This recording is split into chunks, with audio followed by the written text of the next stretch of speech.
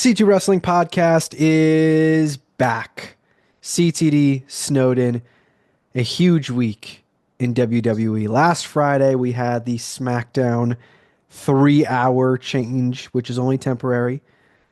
But then this past Monday, the finally long awaited Raw debut on Netflix, the January 6th show. If you haven't seen, we broke down a few parts of the show already. We're going to get into the minutia of the show now. But if you want to hear our thoughts on Punk Rollins, Tribal Chief, all that good stuff, go back on our channel. Those videos are up. All of that is irrelevant if I don't know Snowden. How you doing today, buddy? A little bit better than yesterday. A little less congested. You sound a bit better yourself. How are you doing today? I definitely feel a lot better than I did last night. I was editing stuff last night hmm and I was listening back to some parts, making clips, whatever. And I was like, holy hell, I am congested. Like, I know I was sick, but just hearing it back, I was like, is that me? I sound terrible. Yeah, that's how it is. I live that life every day. Anytime I hear myself back, I'm like, wow, I sound like shit. But Yeah. you get through it. We're feeling better. Tell you what makes me feel better all the time. It's doing stuff like this, doing our podcast, C2 Wrestling. We're powering through all the elements again today to get you some content. Today we're talking the good and the bad of Raw on Netflix, this Netflix debut. Things to come, things maybe not to come. What did we like? What didn't we like? Could they do more of? Could they do less of? A whole lot of stuff. We're going to be kind of winging this one, talking about what we did like and didn't like. So I do want to start it off with something real quick. Something real bad. A real big bad to me. Why the fuck is Hulk Hogan on TV? Get him off, bro. Why is he on TV, dude? It's just irrelevant. This guy's 90 something years old. Irrelevant. He does not need to be there. He can hardly walk. And listen, I'm here to shit on Hulk Hogan a little bit, but having him on, even in a couple minutes segment, takes away from something else potentially being on TV. Dude, it was like, it wasn't even like he added anything to the show. He came out and did an ad read. Yeah, Like, literally. Yeah. I am on our live stream before his music even hit. I said, when his music hits, I'm getting up, going to the bathroom. I'm leaving. I don't give a shit. As soon as his music hit, I teleported. I was gone straight into the bathroom. So I didn't even hear the boos right away, which I was very glad they gave him. But get this fucking guy off the screen, man. I'm so sick and fucking tired of seeing Hulk Hogan. Not saying that he's on every week, but good Lord, get this con man out of here. I don't hate him because of his political beliefs. I don't give a fuck what his political beliefs are. And guess what? A lot of people found out yesterday he's not hated because of his political beliefs, because he's got the same political beliefs as plenty of people who get cheered during WWE and other wrestling shows. We hate him because he fucking sucks. He's a horrible human being. He's a racist piece of shit. And I can't fucking stand him. Stop putting him on our TV. It's been a long time coming of them just putting a nail in the coffin of Hulk Hogan. It is not needed. It is not needed. Don't get me wrong. Undertaker showing up. Well, maybe a little bit of a spotlight for Rhea, getting a little bit of a rub from Undertaker. Nothing crazy. Didn't even really need that. But I got nothing bad to say about the Undertaker. That's the GOAT. Undertaker's a legend. Put Undertaker on TV every week, and I'm okay with it. Hulk Hogan adds nothing to TV. Forget his beliefs. Even forget all the things he's done. He just adds nothing to TV at this point. It's a waste to have him out there. It's not bringing Jesse Ventura back for commentary on Saturday Night's Main Event. There's nothing to add Hulk Hogan to. It does nothing. It takes away 2, 3, 4, 10 minutes from any other content we could be getting. I'd rather just get ad breaks. I'd rather just get a legitimate Snickers commercial than get Hulk Hogan coming out there talking about Snickers. Well, this is the thing too. You mentioned Taker. Mm-hmm. Taker comes out, and the most recent times that we've seen Taker, it is for him to help others, help the up and coming people. He comes out during Rhea's celebration. He didn't do anything. He didn't have a match. He didn't cut a promo. But he gave her the rub. He gave her the good shit. This is your Yep. time, whatever. Like he propelled her. Doing that, the clip of The Undertaker that all of the common fans are going to see has Rhea Ripley in it. And if they didn't know who Rhea Ripley was before, they're going to see her and they're going to want to, see what she's about, whatever. It helps her. It helps other talent. What he does, helping Cody, goes to NXT, helps Braun Breaker, helps Carmelo Hayes, you name it. It's all about helping other talent. Hogan comes back, and it's like he only shows up if it benefits him. Yeah. He comes Yeah. back and does a whole promo of about his beer that I don't give a fuck about. Yeah. Yeah. I'm not going to drink. I bet it tastes like shit. And then tries to use Andre and Macho's names for some cheap pops. Yeah. We see right through it, pal. Then you've got the walking human ball licker.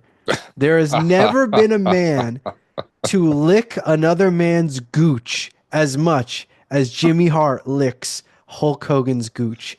Get them both the fuck out of here. I don't Yeah, care. absolutely. I think part of my biggest gripe with it is, and listen, in all honesty, as much as I'm sitting here shitting on Hulk Hogan, WWE is not what it is today without Hulk Hogan. Yes, Of course. we can all acknowledge that. That's fact, sure.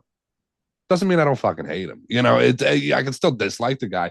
My biggest gripe, I think, with it all is it's almost Vince regime esque where it's even though it's 1 2 minute segment of Hulk Hogan, we haven't had Hulk Hogan show up on TV under this Triple H regime, as far as I know.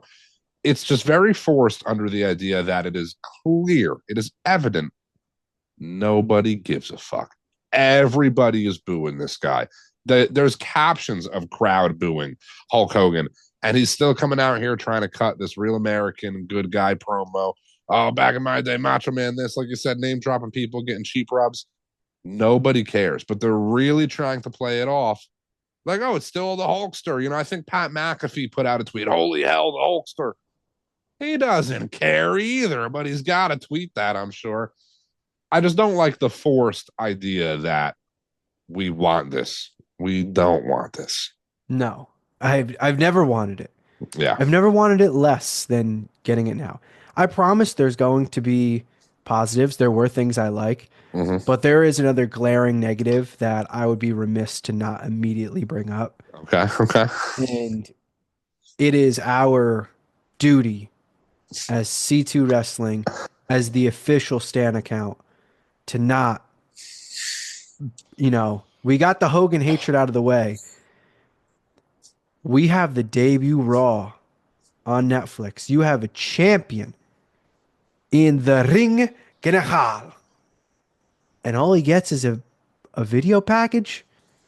I mean, not even a backstage segment talking with Adam Pearce, not even a flat out promo in the ring, no match. Look, I don't know where he was. He clearly wasn't there. Mm-hmm. They had just about every other champion there. He wasn't. For your debut, Raw on Netflix, look, if Cody's going to be on Raw, then just make the trade official already. Gunther should have been there with the world title and should have had a prominent segment for all those casual fans to see. Yes, Cody's our WWE champion. This is our world heavyweight champion. Absolutely. It's very simple too, with the way they've booked Gunther in the past, to have Gunther's music hit during the Hulk Hogan segment. Gunther walks out. Hulk Hogan can walk to the back too. They don't even have to have a tit for tat.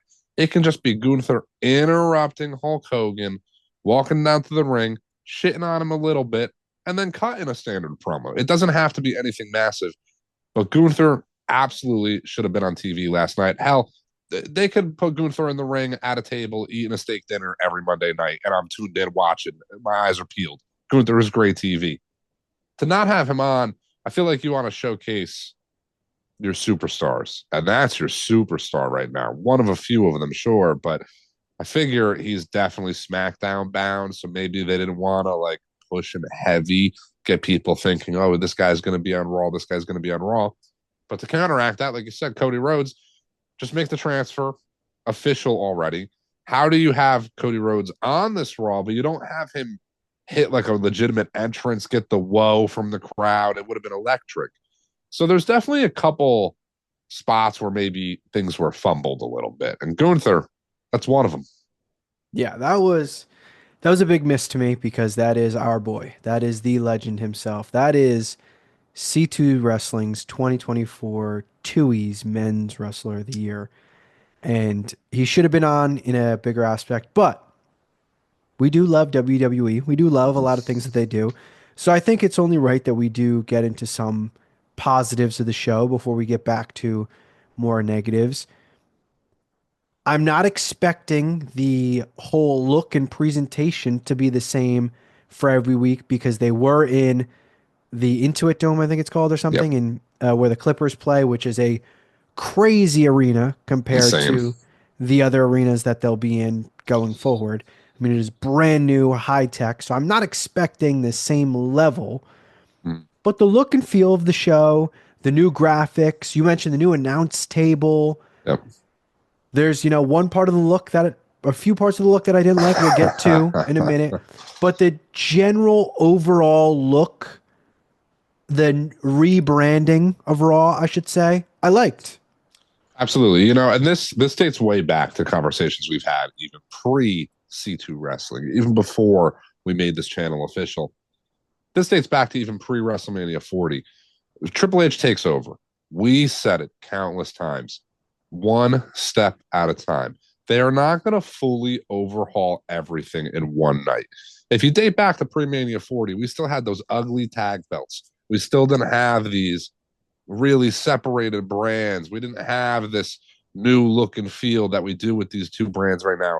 It takes some time. One step at a time, you introduce new tag belts, new look and feel. You introduce new women's tag belts, or mid card belts, I should say, new look and feel. SmackDown has its own commentary. Raw has its own commentary. General managers now per brand.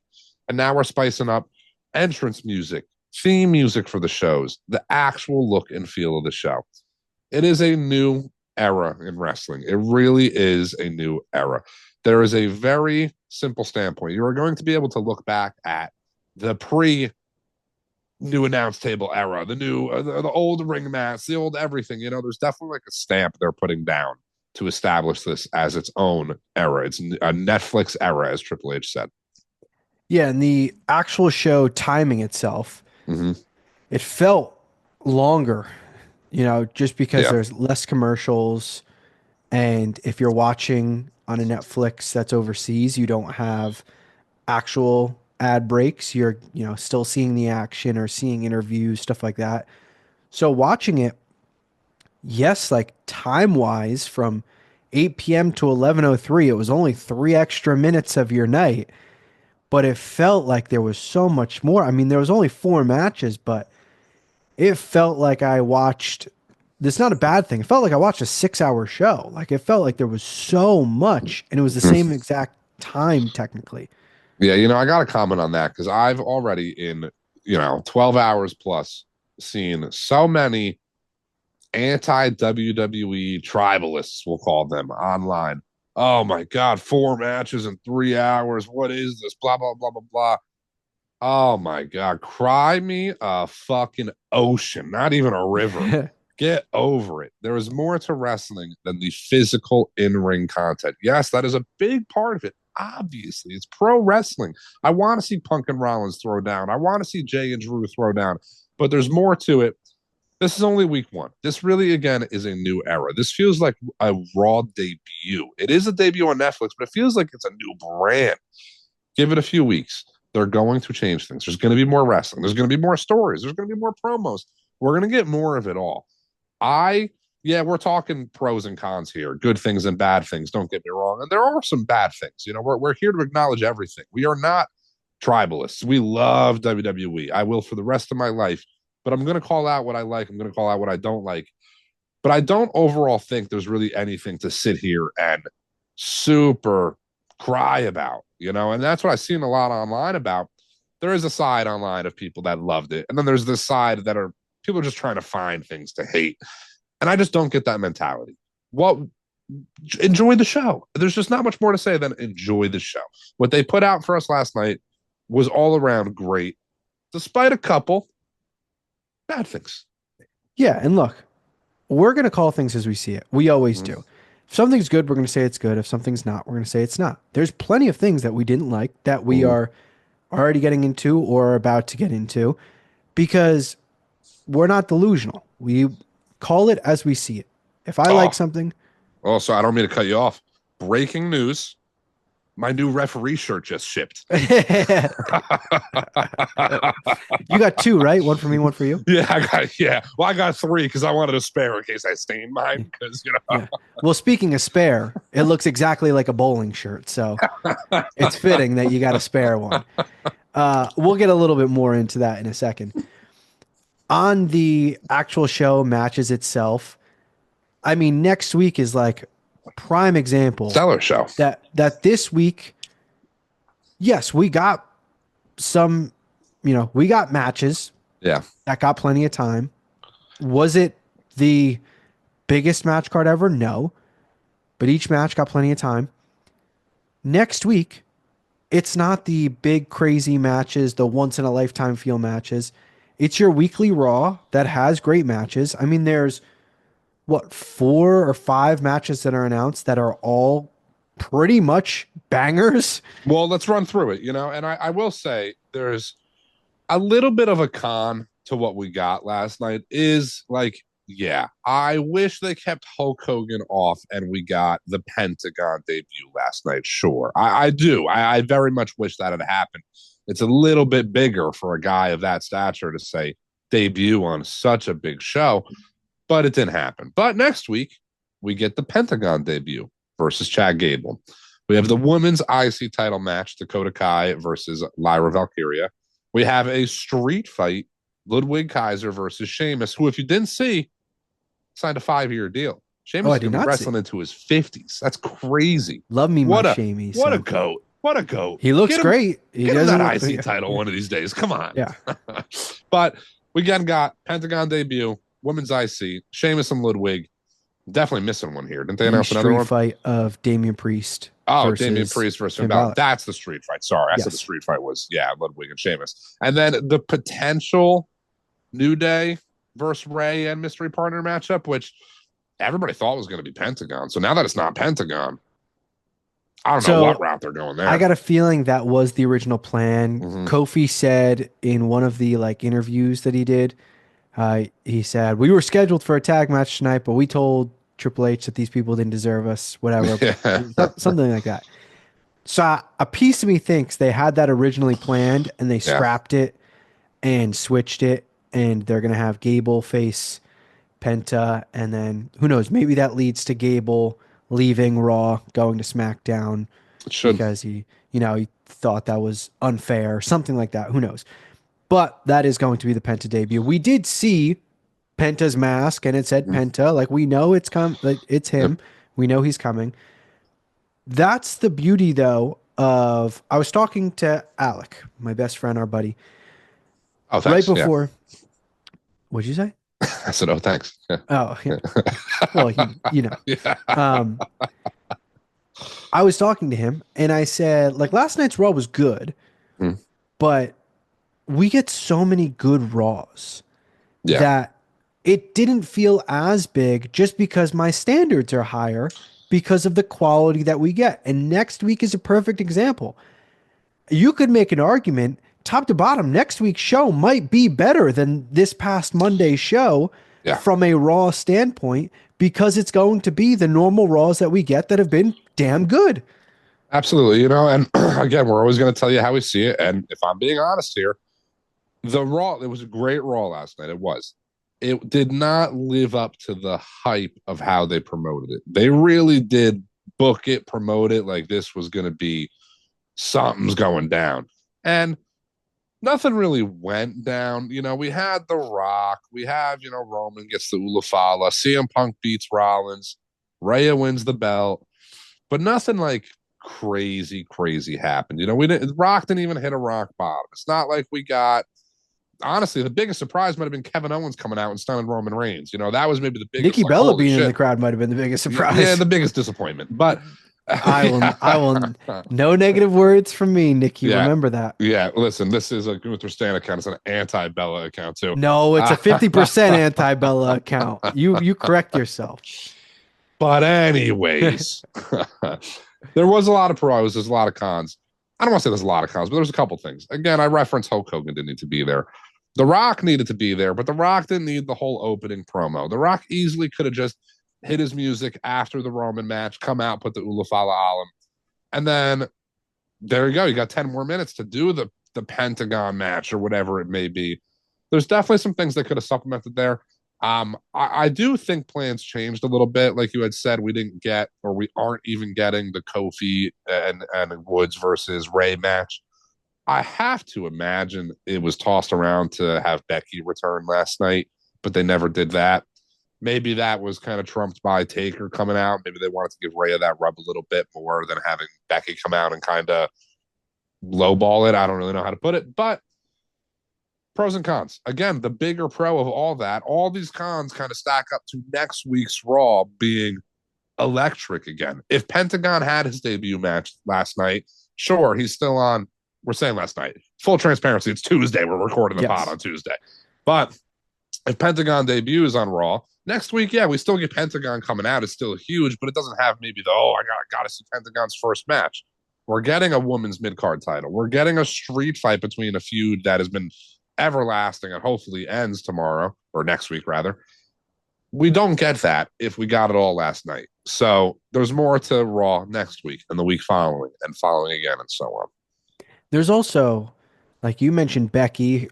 Maybe she was slated to return. That could be a Rumble surprise as well. Like we have the Rumble coming up. We're hitting Mania season. Like this is a crazy time. Did I expect Raw last night to be like a WrestleMania? Yes and no, but it was like a WrestleMania to me in like the PR aspect. Like Yeah. the amount of celebrities, the coverage, like Mhm. it's a show that's going to get a lot of eyeballs that a lot of them maybe are tuning in for the first time. There's plenty of people that we know that either never watch or rarely ever watch that would reach out to us. Like I had one friend who messaged me. I didn't even knew what WWE was. Yeah. Sent me the finger pointing up emoji after Roman won. And I was Yep. like, this Yep. person doesn't watch wrestling. Yeah. Like that's how wide it is in the Raw we got. Yeah. I mean, I got friends that I maybe don't even necessarily talk to directly that I just follow on social media that are posting the and new women's world champion and it's Rhea Ripley winning the title, and it's just it's crazy to see. When we mentioned it during the live show last night, Netflix is in like 80% of the fucking world. That's crazy. It's worldwide content now. And it kind of always has been. There's always been ways to get it, sure. But the ease of access being on Netflix is just going to do wonders for them. But I do agree, the PR side of it, all the celebrity influence, big time celebrities too. And it's not necessarily just your typical celebrities they show. Vanessa Hudgens has been around a lot lately. Great. She's a big name. Macaulay Culkin showing up. O'Shea Jackson's a big wrestling fan. Michael Che has been around a couple times, but Bill Simmons was there. Like these are big celebrities that we're seeing that are not only just there, they're into it. They really seem into it. They're fans of what we got going on right now. It's just great to see. It's great to see how in the mainstream WWE is right now. I do think there was one massive winner from last night. Okay. And I think it's someone that maybe has gone a little underlooked of how much of a win it was for them Mm-hmm. and how big of a night it was for them. And look, if you think I'm going to say CM Punk or Roman Reigns, it is not either of them. And as I mentioned before, we already broke those down. You can go and watch those on our channel. I think you can argue the biggest winner from last night was Jey Uso. Okay, that's I can envision like my own argument towards that as to why he would be the biggest winner, but I want to hear it from you. Why do you think Jey Uso is the biggest winner from last night? Multiple reasons. First of Mhm. all, that match even being on the card, a Yeah. four match card that is basically WrestleMania level. Hmm. And On paper, you look at that and you're like, this match sticks out. Like, why is this match? This match easily could have been the street fight between Priest and Balor. It Yep. easily could have been the women's IC title finals. It easily could have been a Gunther match. It Hmm. easily could have been anything. But it's Jay versus Drew, which is something that we've seen plenty of times. Why are they Yeah. randomly doing it? Well, you have this budding star in Jey Uso, who is ungodly over with the WWE audience, who is a merch. His merch sells like hotcakes. Yeah. Now, what do you get from Jey Uso? He has arguably the best entrance in all of wrestling right now. Hmm. And you do that entrance with Travis Scott, Hmm. which now this is the second or third time Jay has had a massive entrance. I've seen multiple clips of accounts that aren't even wrestling accounts or not wrestling fans, you name it, posting his entrance, posting him and Travis Scott, posting how awesome his entrance looks and the crowd and how insane and how fun it looks. And then on top of it, he wins Yep. in a match that we thought, all right, this is, it makes sense story wise, but probably want to get Drew a win, continue to, Hmm. beat Sammy Saturday Night Main Event. Look, is a roll up win the craziest win ever? No, but he still won. He beat Hmm. Drew, and I don't think a lot of people were expecting that. You do the combination of they clearly wanted him on this card for his notoriety, for his continued push towards the public eye, for his push into pop culture and him being involved with multiple rap artists. You add in his amazing entrance, you add in him winning. They want Jay to be seen on a massive show. Punk, is going to be seen, and he's the main event, and he's always going to be in there. Rollins, you already know, is going to be in there. Roman, you already know, is going to be in there. Jay Uso, they made sure he had a marquee moment, a marquee match, and a marquee win for the public to see. I think he's last night's biggest winner. I do agree. I think it's so easy to showcase this guy and this guy and this guy in a tag match or something. It's so easy to just force things onto the card, but it feels like they kind of went the how do we get Jey Uso on TV? How do we get Jey Uso on this card route? And they found a way. They kind of squeezed it in there a little bit. It was not some 10 out of 10 banger match. Don't get me wrong, but it was a fine match. That's another one of those ones where it's not really about the match. It's more about the person, the people in the match. Drew as well has been fantastic lately. He gets Drew on TV, but you got to showcase certain people, and Jey Uso is one of them. Jey Uso getting the Travis Scott rub, coming out to the ring with Travis Scott. I don't know if you saw, but Triple H said in the presser, like, "Oh, thank God Jay didn't, take a little pass from Yeah, Travis Scott there." you're not lying. I believe Drew even tweeted out a picture of him in the ring after the loss, captioned it, "I had a contact high." That's hilarious in my opinion. That's really funny, but it's a big rub, and Travis Scott is, it's mainstream right there. It's not necessarily mainstream to me, but it's mainstream to a lot of people out there, and it's getting eyes on wrestling. That's really is what it's doing. It's getting eyes on not only wrestling, but particularly Jey Uso. Travis Scott's at WWE. Who's this guy he's with? Who are they going to look up? Jey Uso. They're going to want to be in tune with that. Jey Uso definitely is up there in just wrestling right now. He's one of their top dogs. He definitely got the biggest rub last night, even if it doesn't seem that way. He had the most to gain from Mm-hmm. last night, and I think he gained the most. Like Punk, Roman, those guys are at such another level that being on these shows, opening, closing these shows, it's just expected for them at this point. And like Yeah. Roman Reigns is already a massive star. Like he can only get so much bigger in the wrestling world Mm-hmm. that it's like he doesn't need the rub from other people. He doesn't need the moment. He is the moment. He is the Yep. rub. Like that's what I'm saying. Like Jey Uso was last night's biggest winner because that could have been a multitude of matches from Mm-hmm. either brand because it didn't matter if you were on Raw or SmackDown with this never-ending transfer window.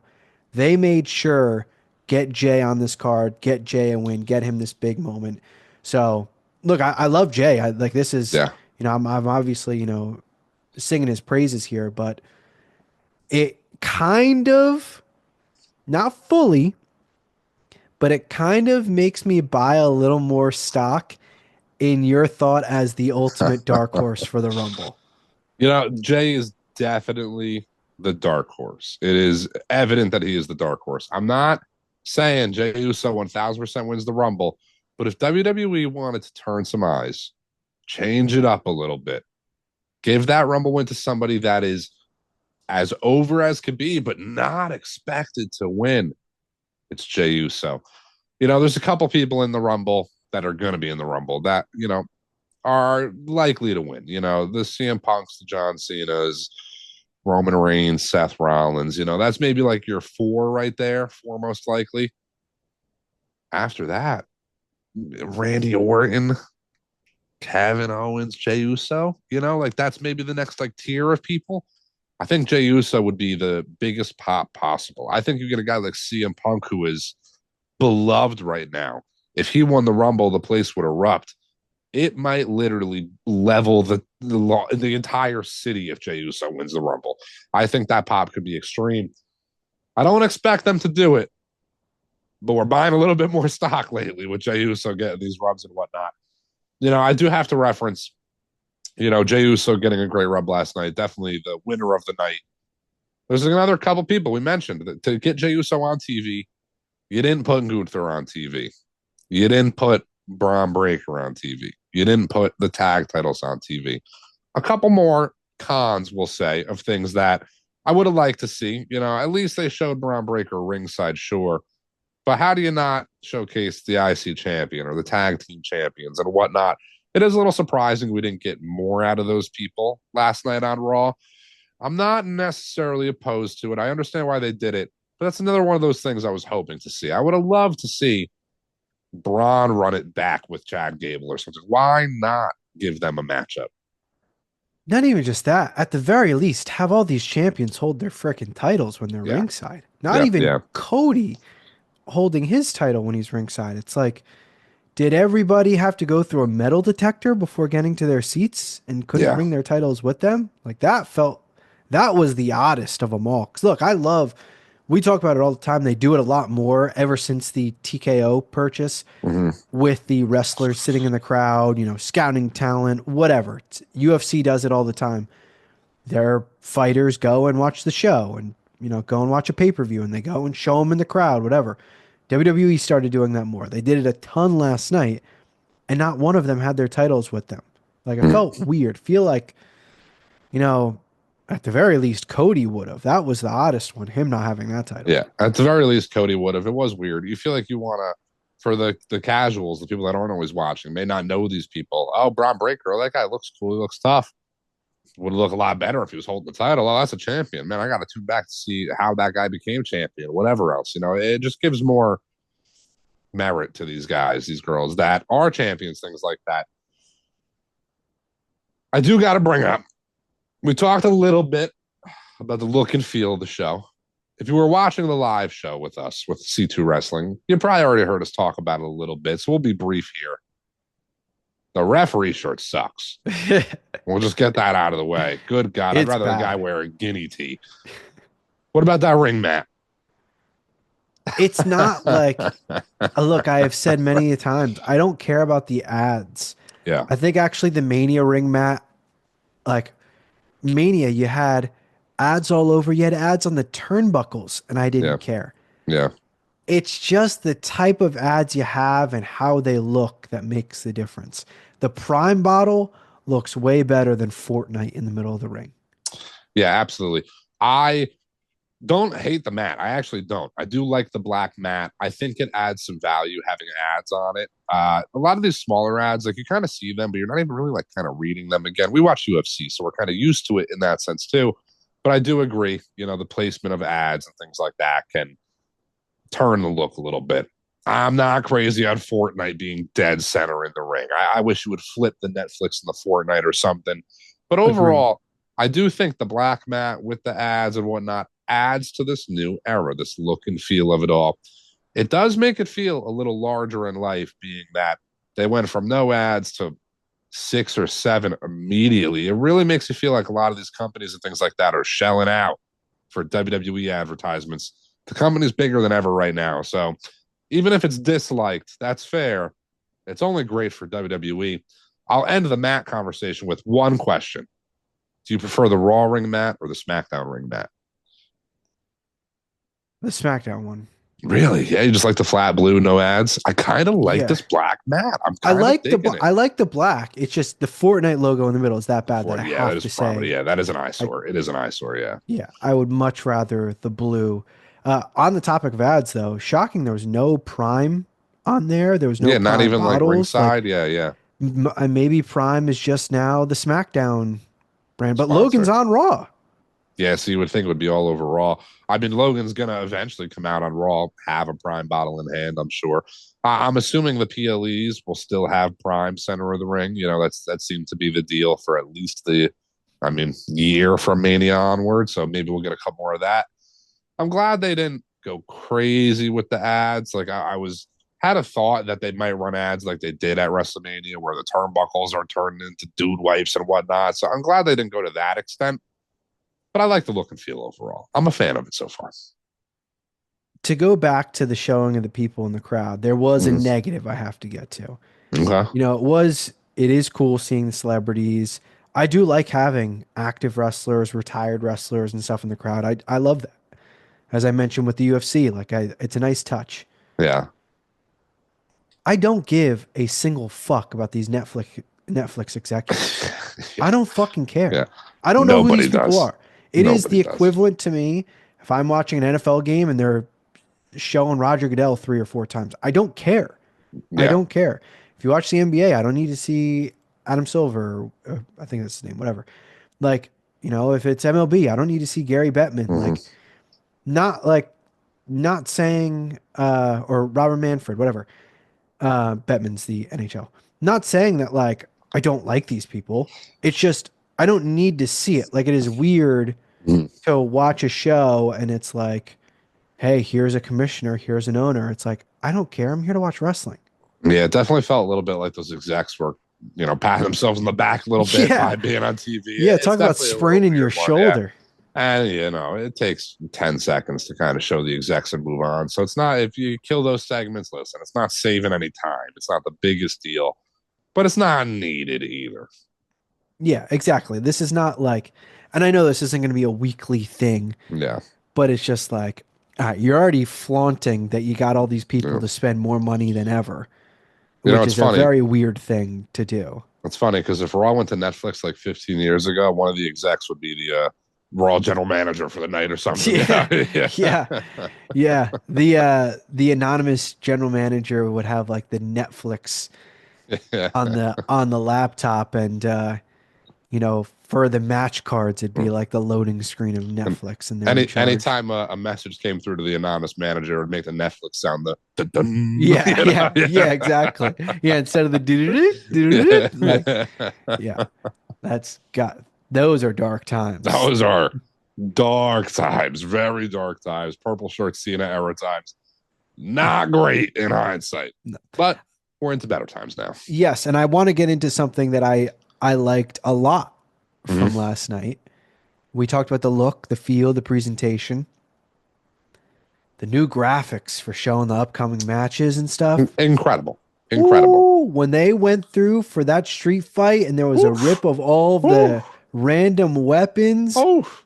that was like, look, I already know the Priest Balor story. I already know Yeah, yeah. everything. And as much as I'm looking forward to the match, I'm also kind of just hoping that that's the end of their rivalry and both of them can be on to fresher things. But I saw that and I was like, Yeah. your boy is ready for a Yeah. street fight. That brings me back to like Attitude Era, early Ruthless Aggression days of street fights, guys coming out with shopping carts full of weapons, things like that. It's a very small thing to do, just having graphics like that, the moving graphics. But that really got me hyped for the match. That makes me want to tune in. It's little things too. Calling it a street fight over a no DQ, so much better. It's the same thing, but it's so much better. It makes me want to tune in so much more. It just sounds more appealing. The whole graphic of it really makes it feel like a hardcore match. That's the feeling it brings it back to. And that's special.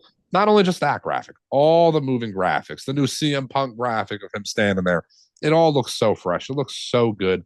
I think when they ran the Sheamus Ludwig match for next week, they had a graphic of a full view, a Yeah. full body view Yeah, of it's like a both them different shot. standing. Yeah. Yeah, fantastic. I loved it. Absolutely loved it. Yeah, I love the differentiating. Like it is not the rip through. Look, we're not here to talk about AEW, but it does remind me of one Mm-hmm. thing that they've done a few times that I thought was terrible. And it was like, I don't know if they still do it. I don't think they do, but they would have a full 2 minutes of the show and they rip through full screen after full screen after full screen of all these upcoming matches.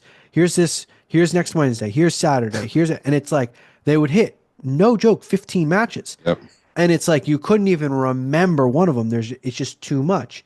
With this and the less is more and the differentiating, it's like, all right, we get the women's IC title finals, and it's like you're seeing this matchup and the title and all these different things. And then it's, Balor and Priest, and it's not a moving graphic, but everything else is moving, and then it goes to a different picture of them. Then you get Sheamus and Ludwig, and it's a different position. And then you get Gable versus a mystery person, and it's a whole new mystery outline that's like, who could this mystery vacant person be? Like, Vegas it got a all new look look. exactly. It's all different. It's all like everything feels different. It doesn't feel like it's all the same wash, rinse, repeat. Like, Mm-hmm. all right, take this person out, put this person in. Here you go. It's the same, you know, you got the next one. Take this one out. It looks like you take time and like effort into these things. Yeah, to say it as simple as I can, everything just feels a little bit more special in its own way by doing that. For sure. So there was one big moment of the show that we haven't got into, Mm-hmm. and that was John Cena coming out, cutting his promo, making it almost abundantly clear that he will be winning his 17th championship. There is positives and negatives of this segment itself. One thing that is a bit upsetting to me that I need to mention. He said the next time you'll see him is at the Rumble. So he won't be back until February 1st or 2nd, whatever day the Rumble is on. Now, do I think Cena's winning the Rumble? If I had to bet, I'd say no. I think I think it's very likely if Cena gets a title shot, it's through the chamber. I Mm-hmm. don't think he will, but I think they're going to keep playing into the losing streak a little bit and then get him a winning streak and then he wins the title. The Rumble announcement, I will be blood red mad if he shows up, says he's in the Rumble, and then doesn't appear again until the Rumble and wins the damn thing. That Yes. feels like a travesty. Yeah, that is a travesty. I already have been vocal. I do not want John Cena winning the Rumble. I absolutely love John Cena. That is our childhood right there, John Cena. It just doesn't need. It doesn't fit the bill to me. He doesn't need to win the Rumble. There's so many other avenues you can give the 16-time world champion a 17th title run. It doesn't need to happen with the Rumble when you have guys like a Jey Uso where you could really flip the table and bring somebody up and make the views go crazy. It just isn't needed.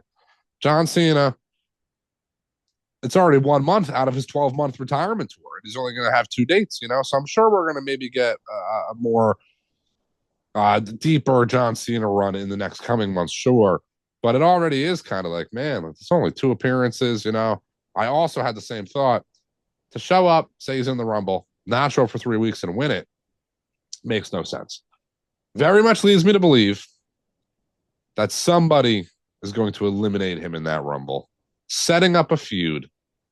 And that person is Logan Paul. Good Lord, would that be fucking terrible?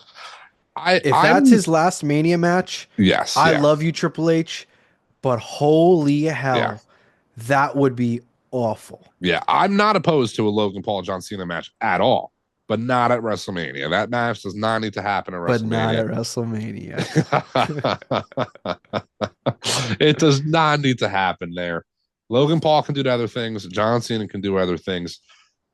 I just don't see what other route they would go with John Cena. I do think they could have him face a Gunther for the world title at Mania. So maybe he does win the Rumble, or maybe he does win the Chamber. And that would play into the losing streak. Losing all this way, loses the Rumble. Maybe he does have a match on Raw or something and loses and ends up winning the chamber, blah, blah, blah, blah, blah. Whatever. There's a story to be told there, sure. I'm a little indifferent right now, though, on John Cena. I really don't know exactly where they're going to go. I like it though. Mm-hmm. And he is pretty much full time after the Rumble. So I'm not complaining that he's not on the next 3 weeks. The complaint is if he's not on and then wins the Rumble. That's the complaint because it's like, come on, we can't be doing that. I love Cena, obviously. And I'm torn. I've said it before. I wish there was a third world title for Cena to win because I don't want Gunther or Cody to lose their titles. But it feels like after that promo, we are going to get that 17th title run, which he deserves. If Mm-hmm. there's anyone who deserves anything and everything, it is Cena. I'm not fully banking that it's going to happen, but it definitely seems more likely after his promo on Raw than it did beforehand. But it also goes to a question now. Is Cena going to be on Raw? Is Cena going to be on SmackDown? Is he going to be the ultimate transfer window person and he floats back and forth? Is, you know, is he going after the world title? Is the world title going to be on Raw? Is the world title going to be on SmackDown? Is he going after Cody? Is the WWE title on Raw? Is it on SmackDown? There's still a lot of questions to be answered that will become more clear after the Rumble if this transfer window ever ends. That's when we'll be able to kind of tell the route a little bit better. Yeah, I mean, I agree. I do think John Cena is going to be a little bit more prominent on Raw. I think Netflix is going to want him for sure. But I wouldn't be surprised at all if John Cena has kind of the free agent route and is showing up everywhere. Raw, SmackDown, even NXT. We again, full transparency, are filming this on a Tuesday. NXT has not aired yet. The Rock has already announced he's going to be there. Maybe John Cena is too. If not this week, I'm sure he will be eventually. He's going to float around a little bit, but I definitely think he's a bit more Raw prominent. Cody going to Raw, the WWE Championship. Maybe it isn't Gunther. Maybe he doesn't go for the world title. Part of me does want his 17th title to be that world heavyweight title, though. I think that only adds to the prestige of that belt. That already is prestigious. It's a world championship. There's no ifs, ands, or buts about it. It's had a stellar run as a title from Seth Rollins to Drew to Priest to Gunther. It's only been great stuff for that world title. But if you want to add a level of prestige to it, you put it on John Cena. I just, man, it's hard for me to completely suspend my disbelief sometimes. I can't envision a nearly 50-year-old John Cena beating Gunther. That just doesn't do it for me. Gunther should manhandle him, if I'm being honest. Like, I don't want to say Cena should then just win the money in the bank and he has a successful Ah, cash in, but like don't, how no, they no, do no, it, no, no. like maybe a multi-person match, like it just look, losing to John Cena doesn't hurt anybody. It's John Mm-hmm. Cena. At Yeah. the end of the day, this is the GOAT. Mm-hmm. It's not like you'd look back and be like, damn, Gunther lost to John Cena. Like that's insane. How did he lose? But when you have someone that's so dominant as Gunther, or maybe it's even Cody, when you have two like dominant champions and Cena, who's on this crazy losing streak, comes back and gets on a winning streak and he's the one to do it, it's like, ugh. Yeah. Then what are you building towards? Because at the end of the day, it's all about putting the next generation up a level. In my opinion, there is no greater enhancement for the next generation than John Cena getting hot, John Cena finding his groove, John Cena finding that 2010, 2011 John Cena in himself. And he goes into a match against Gunther Red Hot and he still just doesn't have enough. And that stamps like Gunther is the next level. Or if it's Cody, Cody is the next level. There is that next level that it takes to become a heavyweight champion in WWE's today's day and age. Roman was a 1300 plus days. Cody's rolling. Rollins held it for super long.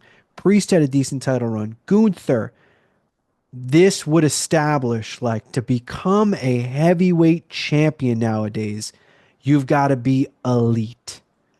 Yeah, you absolutely do. And John Cena is. He absolutely is. I just don't know who you could put the title on to have John Cena beat. It's interesting because let's just say by some chance Solo Sikoa becomes a heavyweight champion or a WWE champion. They already had that match, but John Cena can beat Solo Sikoa for the title. But what does that really do? It doesn't really like give anybody the rub anywhere. That is really just like forcing the title on Cena. So to counteract myself, it almost is as if Cena needs to beat a big dog in a Cody, a Gunther, a Roman, whoever. I do think, again, I agree to the promo we got on Monday Night Raw. He's getting that 17th title eventually. I don't think it happens until the end of his run, though. I think we are looking at like a November, December title win, if I'm being honest. I really think they might play up this losing streak. And I really think Cena's the kind of guy that deep down wants it. Everybody would want that 17th world title. But I think he doesn't want to take that Mania main event away from other people. I think he wants to showcase himself and be in a great match, but I don't know if he wants to take the spot away from whoever could be facing Cody Rhodes for the title. Agreed. And it also goes into, all right, if you have him win it later, then what is he just going to vacate the title? And then it's, Mm-hmm. you do a whole vacant title. I'm not crazy about that. This is pure spitballing. He could not win the title for all we know. Like he could, who knows? But they clearly set it up that this final run is all about him chasing number 17. Like that Well, is this final story. hear this pitch out. This is not impossible, I guess, but John Cena himself has really put it down our throat a bit that like this is a 1 year final run ending at the end of the year, 2025. What if Cena does win the belt in November, December? And then, hey, well, I'm champion. I'm riding this out until I'm not champion. Maybe Cena does stick around a little bit past December. Maybe he sticks around till that Mania 42, loses the belt finally, and that's his official send off. It's wishful thinking, maybe. I think John Cena is very intent on what he says and really means it. When he's done, he's done. There'll be no more jorts after December. But who knows, man? Possibilities are endless. He said you'll see him on Raw in a suit and he will say his goodbye and he will be suited and booted for the rest of his life and no longer jortsing it up, which I will shed many of tears. And Yeah. there is something that also made me shed a tear. Mm. And we have talked about how great WWE is. We've talked about positives and slight negatives, but all in all, everything is so great. So Everything great. is so hot. Like, truly, it is arguably the best it's been in our lives. Yep. There's a tactic in life. You can do it in relationships, you can do it in jobs, you can do it in friendships. When you have bad news to deliver, you always deliver it when you kind of sneak it in with a bunch of really good news to distract someone. You do it in a way where, Snowden, if you let me, you know, borrow your car and let's say I backed up into someone and I kind of dented your car and I take you to a nice dinner, we go see a movie, we're having a good time. I'm like, dude, I got you. I bought you that ref shirt that you wanted. And we're having a good time. It's like, by the way, dude, I kind of backed up into someone's car. And you're like, oh, I want to be mad, but at the same time, he just paid for my dinner. We saw a great movie. I got this ref shirt coming. Like, if I only knew about this, I'd be mad. But all these other good things have happened. That is the exact thing that WWE has done with sliding in that news that the Royal Rumble next year is in Saudi. Oh my fucking god, dude. I would rather it be anywhere It else. It could be in the Thunderdome again could be on for the all I moon. care. It could be in the it is the worst news possible, honestly. Like genuinely the only potential worst news would be a WrestleMania in Saudi. That would be the only thing to possibly trump the Rumble being announced in Saudi. I can't even express how much I actually fucking hate that. I despise that so much. And again, we're always going to tell you how it is. We're not sitting here just sucking off WWE. You Yeah. know, we love There ain't no WWE. bootlicking here. Yeah, but there ain't no bootlicking here. That is, listen, I'm sure they are getting paid an infinite amount of money to run the Royal Rumble there. But I'm also sure the Saudi government wants fucking Yokozuna to win it. So I don't know if they understand what they're getting their hands on here. Man, the Rumble is like one of those events that is really like an event. You could run like a Royal Rumble party, you know? It's not that simple at 1 p.m. on a Saturday now. Yeah, it's just there's so many things about it that I absolutely despise. Also, feel terrible for the women. The women's rumble is going to be Yeah. insane. Good. You honestly, I'm not even kidding. I if you were to say the 2026 Rumble is in Indianapolis again, in Minnesota, it could be in LA. Sure, fine. Let's say they did that, right? They announced it anywhere in the States. And then they said, you know what? This year, we're going to have the Women's Rumble on SmackDown the night prior. I would fucking hate that. I would despise that. I'd rather them run the Women's Rumble on SmackDown. I truly would rather them have the full blown match on SmackDown than be in Saudi wearing onesies and all that crazy shit. Listen, I understand they're like breaking down barriers a little bit with Saudi and women over there and whatnot. I also don't give a shit. I really don't. Fuck Saudi. Fuck the Rumble being over there. Awful decision. I'm going every video. Get ready for every video for me to complain about it, probably until the Rumble. Yeah.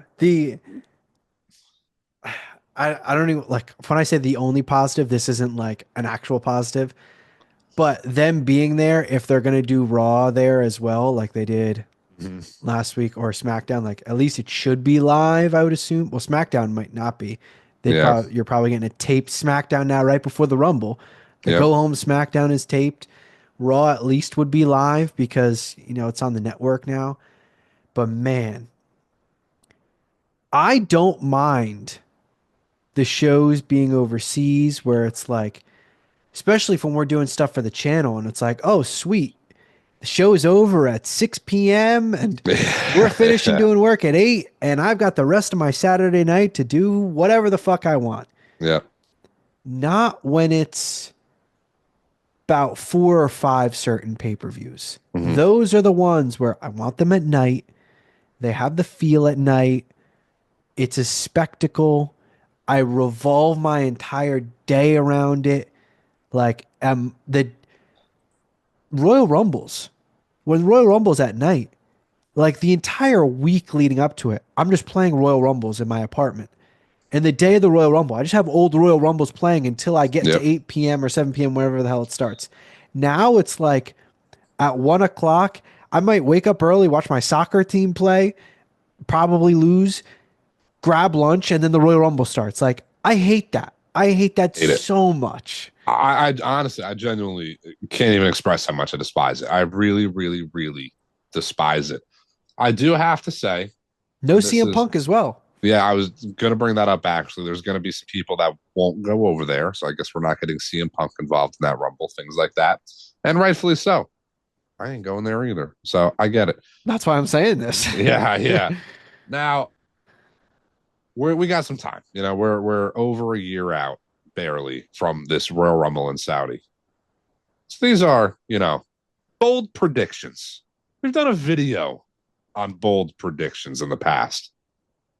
Who wins the men's Royal Rumble in Saudi? I got one option here, and this is the only option. I've been thinking about this for the last week. I have a guaranteed name. If you're running a Rumble in Saudi, this is who you have win the Rumble. But I want to hear if you have a thought on who wins that Rumble.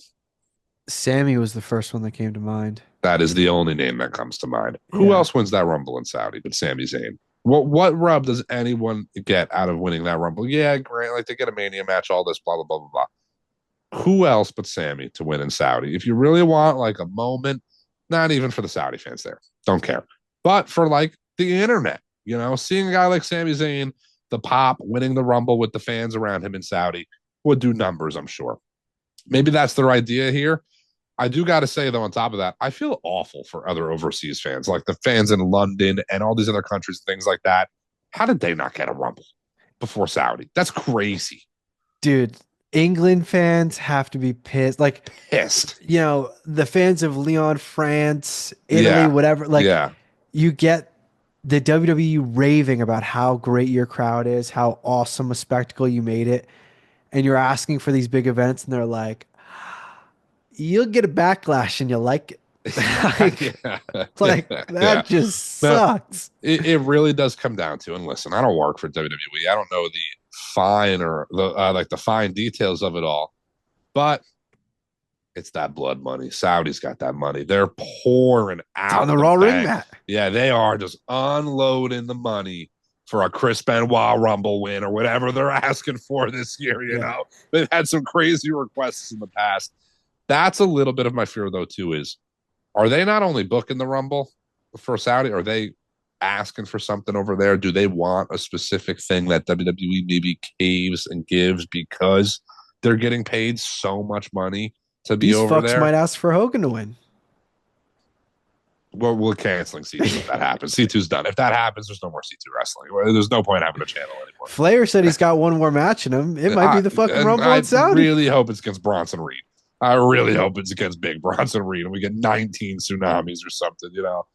Listen, there's pros and cons every day in wrestling. There's always something great. There's always something bad.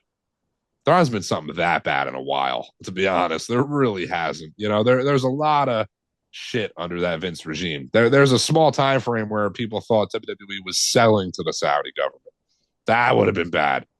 I don't know if there's really been anything I've hated as much as I hate them doing a Rumble in Saudi. The only thing that I could think of that got my reaction like this did was when Cody said, but not at Yeah, WrestleMania. yeah, but not a WrestleMania. Yeah, that's really the most recent, like, wow, this is a disaster memory. Yeah. Yeah. And hey, they fixed it, all worked out in that long run. Listen, I'm sure the Rumble in Saudi, like, maybe it's still a great match, things like that. Maybe we still get a great Sami Zayn moment or a great Rumble winner. It would be, you can carbon copy what we're going to get in any other town, city, country. It's infinitely better automatically. Yes. It's infinitely better. I could complain about this for literally an entire podcast if we can keep going. Just give them another Greatest Royal Rumble and fucking Just move on. as much as I hated that to begin with too, I back then I hated the idea of them like running a Royal Rumble when it's not the Royal Rumble and it doesn't give them. I hated that, but yeah, I would rather anything. This does lead me to also bring up. I meant to mention this already. This would be really worst case scenario if we get this Rumble in Saudi in 2026, and then we still get two crown jewels or king and queen, and then That's a crown. a great point. Oh my god! All right, let's just do it all in Saudi. Let's just have everything in Saudi at that point. I guess we got to start moving over there and recording in Saudi because that would just be a disaster. That would be a disaster. Yeah, I'm fully out on that, but we're gonna keep it positive, positive vibes only here at C2 Wrestling. Last night was enjoyable. Next week's going to be great. SmackDown should be solid as well. We've got a ton of stuff coming here on C2 Wrestling that you got to be tapped into. So please subscribe, hit the bell so you know the notification goes off and see every time we post or go live. Honestly, we were live last night, and although we were both hella congested, there were multiple hilarious moments that I was Hilarious glad we moments. were live for. Absolutely, yeah. It is a benefit being live. We really do just riff with each other. We can't emphasize this so much. Podcasting, reviewing, live reactions, whatever it is, we're just hanging out. It is as if there's no cameras and Chris and I are just hanging out, watching wrestling, and it's a blast every time. If you haven't joined the live show yet, be sure to join in. Saturday night's main event. I don't even know what date it is. What is it? January 18th or something? I don't know. It's in a couple days. But the Royal Rumble, I'm sure there's going to be multiple PLEs 25th? events. Is it the 25th? Oh, maybe it's the 25th. I thought it was a little bit sooner. But whenever it is, tune into C2 Wrestling. We'll be here. I think it's the 25th because it's the week before. That makes sense. That does make sense. Yeah. Yeah. But subscribe, like, comment, you name it. Snowden, CTD. See you guys next time.